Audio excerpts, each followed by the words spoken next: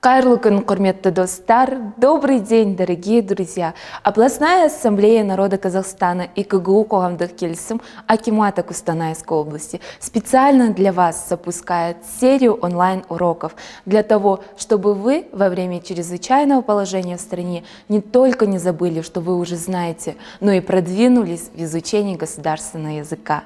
А в этом деле помогу я, Айжан Бекманова. Ал біз бастаймыз.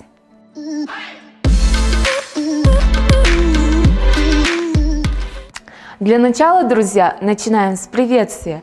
Яғни амандасу, сәлемдесу. Сәлеметсізбе, здравствуйте. Сейчас эту фразу во многом можно услышать как обращение к старшему поколению, либо в официальной обстановке. А приветствие, свойственное общению молодых, либо хорошо знакомых людей, это сәлем, привет. Также, друзья, в зависимости от времени суток можно воспользоваться такими приветственными словами, как «Кайырлы таң» – «Доброе утро», «Кайырлы күн» – «Добрый день», «Кайырлы кеш» – «Добрый вечер».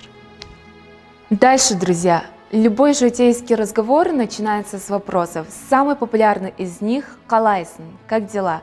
Ну а мы можем разнообразить свою речь и воспользоваться другими вариантами. Например, «Қалың қалай?» – «Жағдайың қалай?». Друзья, в уважительной форме к этим словам добавляются окончание «ныз», «ныз». То есть «қалың қалай», «қалыңыз қалай», «жағдайың қалай», «жағдайыңыз қалай».